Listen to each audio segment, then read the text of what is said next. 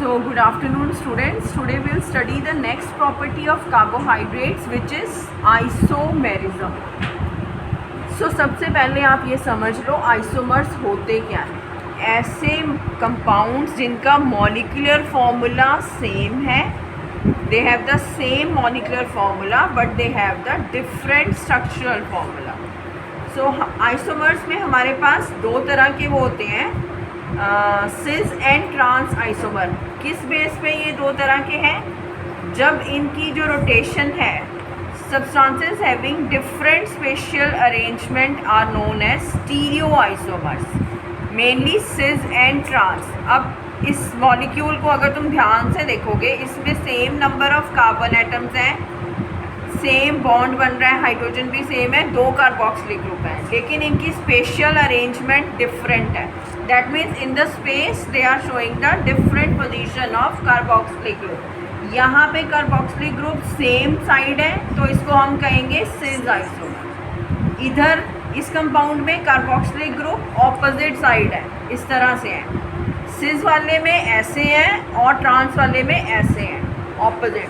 तो इसको हम कहेंगे trans isomer. Trans isomer is called as fumaric acid and cis isomer is called as maleic acid, जबकि दोनों में same number of carbon, hydrogen and carboxylic. So ये तो हो गया isomers which is the property of carbohydrates. Next property of carbohydrates is the property they show is optical isomerism. सबसे पहले तो तुम्हें पता होना चाहिए कि ऑप्टिकल आइसोमेरिज्म सिर्फ वही कंपाउंड शो करेंगे जिसमें एक एसिमेट्रिक कार्बन होगा. एसिमेट्रिक कार्बन एटम का मतलब है ऐसा कार्बन जिसके आसपास चारों कंपाउंड्स डिफरेंट हैं. जैसे कि ये ना कार्बन अगर है तो इसके आसपास ये डिफरेंट है, aldehyde group, this group is different, this is different and this whole is different. So इसी तरह से अगर हम ध्यान से देखें तो ग्लूकोज में 4 एसिमेट्रिक कार्बन एटम्स हैं. सो अगर कोई कंपाउंड एसिमेट्रिक होगा तो वो ऑप्टिकली एक्टिव होगा और वो प्लेन ऑफ पोलराइज्ड लाइट को या तो लेफ़्ट में रोटेट करेगा या राइट में. अगर वो राइट में रोटेट करेगा उसको हम कहेंगे डेक्स्ट्रो रोटेटरी. अगर लेफ़्ट की तरफ रोटेट करेगा तो वो होएगा लीवो रोटेटरी. इसी तरह से फ्रक्टोज है. फ्रक्टोज में we can see 3 asymmetric carbon atoms. तो हमारे पास एक फॉर्मूला होता है कि जिससे हम ये कैलकुलेट कर सकते हैं कि ये पर्टिकुलर कंपाउंड कितने आइसोमर्स बनाएगा. वो फॉर्मूला है 2 raised to power n.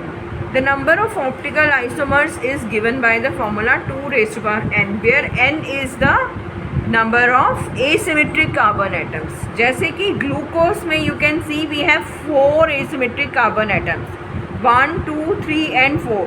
So 2 raised to power 4 is equal to 16 isomers. So glucose जो है 16 आइसोमर्स बनाएगा. सिमिलरली फ्रक्टोज में हम देखते हैं, इसमें हमारे पास 3 एसिमेट्रिक कार्बन एटम्स हैं, 1, 2 एंड 3. तो ये कितने आइसोमर्स बनाएगा? 8 isomers will be shown by the fructose. अब जब इनमें एसिमेट्रिक कार्बन एटम्स हैं तो ये प्लेन ऑफ पोलराइज्ड लाइट को या तो लेफ़्ट या राइट की तरफ मूव करेंगे. जो डी ग्लूकोज है वो डेक्स्ट्रो रोटेटरी होगा, मतलब डेक्स्ट्रो मीन्स टुवर्ड्स राइट. ये प्लेन ऑफ पोलराइज्ड लाइट को राइट की तरफ मूव करेगा. And L glucose is laevo rotatory, मतलब लेफ़्ट की तरफ मूव करेगा. So dextro and laevo forms are enantiomers. Enantiomers का मतलब होता है they are mirror images of each other. We can see in this structure, this is the D glucose in which the hydroxyl group at second position is towards the right side, and in the L glucose the hydroxy group at carbon number 2 is towards the left side. So अगर हम इस structure को इस structure के ऊपर, लीवो को dextro के ऊपर सुपर इम्पोज कर देंगे इस तरह से, तो they will be the mirror images of each other.